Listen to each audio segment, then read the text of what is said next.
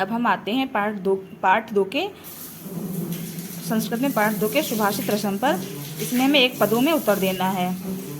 नरकतभि बकारे पूजिता भवति, पंचभी पुरुषेण कतिदोषा हातव्या, षड् बुद्धि केन शुध्यति, ज्ञानेन जलबिंदु निपातेन क्रमशः कहा पूर्यते, घटाः आलस्यम केषां महान रिपु अस्ति, मनुष्याणाम। अब इसके बाद है हमारा नंबर 2 पर निम्नलिखित प्रश्नानाम उत्तराणि पूर्ण वाक्येन लिखन्तु। पूर्ण वाक्य में हमें उत्तर देना है। पहला है नरः कथम पूजितो भवति, तो इसका हो जाएगा नरः वस्त्रेण वपुषा वाचा विद्या विनयेन च पंचभी बकारे युक्तः पूजिता भवति। फिर दूसरा है पुरुषेण के दोषा हतव्या, पुरुषेण निद्रा तंद्रा भयक्रोधम आलस्यम दीर्घसूत्रता च षड् दोषा हातव्यः। तीसरे नंबर पर है कस्य बुद्धि विस्तारिता भवति, या पठति लिखति पश्यति परिप्रक्षति पंडितानां च उपासति तस्य बुद्धि विस्तारिता भवति।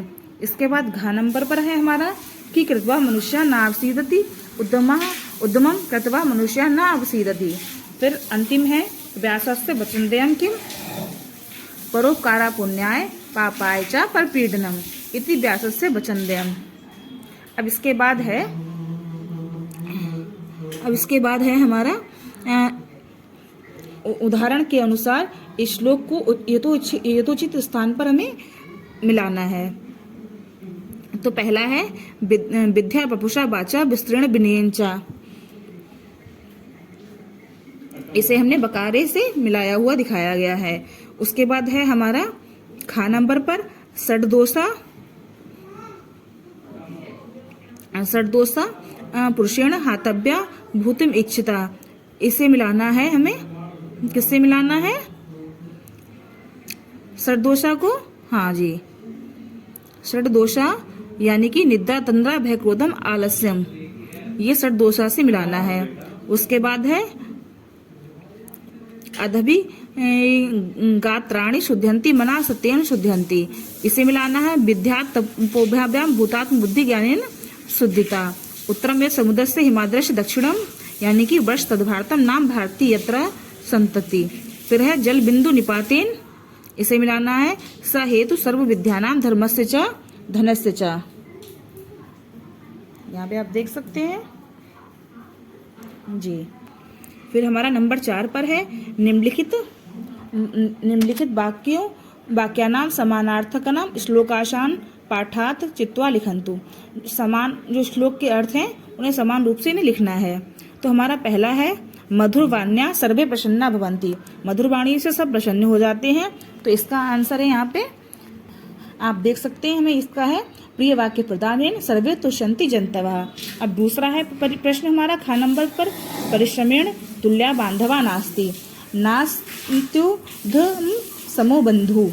फिर हमारा तीसरे नंबर पर है परोपकारेण मानवस्य पुण्यार्जनम भवति, परोपकारा पुण्याय हो जाएगा इसका। फिर घा नंबर पर है हिंद महासागरात हिमालय पर्यंत भारतवर्षम, फिर इसका हो जाएगा उत्तरम यत् समुद्रस्य हिमाद्रे एव दक्षिणम वर्षवत् भारतम नाम। इसके बाद अब हमें नंबर 5 पर अधोलिख शब्दानाम के हमें क्या लिखने हैं, पर्यायवाची शब्द लिखने हैं। बप्पू का जैसे उदाहरण के तौर पर दिया हुआ है शरीरम। फिर हमारे का है जलम का हो जाएगा वारी, धनम का वैभव या संपत्ति, रिपु का हो जाएगा शत्रु, लोचनम का हो जाएगा नेत्रम, बुद्धि का हो जाएगा प्रज्ञा या चित्त या धी। इसके बाद आगे बढ़ते हैं हम। अब है अत्र इदय अवधेयम, इसमें पुल्लिंग शब्द स्त्रीलिंग नपुंसकलिंग शब्द दिए गए हैं। आप देख सकते हैं छात्र का दिया हुआ है, छात्रेण छात्राभ्याम छात्रे, शिक्षक का दिया हुआ है, विद्या का दिया हुआ है, छात्रा का दिया हुआ है, सत्य का दिया हुआ है, ज्ञान का दिया हुआ है और किम का दिया हुआ है। आप आराम से देख सकते हैं। हाँ जी बिल्कुल ठीक है। अब हमारा नंबर 6 पर है रिक्त स्थानों में हमें विभक्ति समुचित रूप से लिखनी है। पहला है वृक्षेण, सुधाखंड का दिया हुआ है, वृक्षेण है तो वृक्षेण में आ जाएगा हमारा वृक्षाभ्याम वृक्ष है। फिर फिर इसका लता का हमें लतयागा लतिया लिखना है और द्विवचन बहुवचन लिखा हुआ है। फिर हमें एक वचन लिखना है देशेण।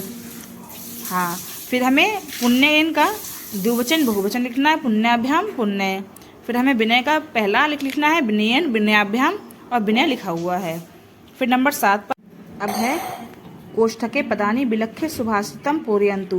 पहले में आएगा उत्तरम यत् समुद्रस्य हिमाद्रश्च दक्षिणम वर्ष तद भारतम नाम भारती यत्र। इसके बाद है संतति सर्वे तुष्यन्ति प्रिय वाक्य प्रदानेन तस्मात् जंतवः भक्त्यम बचने का दरिद्रता। इसके बाद है अंतिम है हमारा नंबर 8 पर उपयुक्तानि सुभाषितानि पठित्वा रिक्त स्थानानि पूरयन्तु। इसमें है आलस्यम ही मनुष्याणाम शरीरस्थो महान रिपु, महान शत्रु है। फिर खा नंबर पर है प्रिय वाक्य प्रदानेन बचने का दरिद्रता। फिर तीसरे में आएगा या पठति लिखति प्रक्षति परिप्रक्षति। फिर है सा हेतु सर्व विद्यानां धर्मस्य धनस्य च विद्यार्थपोभ्या बुद्धि ज्ञानेन शुध्यति। इसके साथ ही हमारा पाठ 2 समाप्त होता है। पाठ 3 में फिर मिलते हैं। धन्यवाद।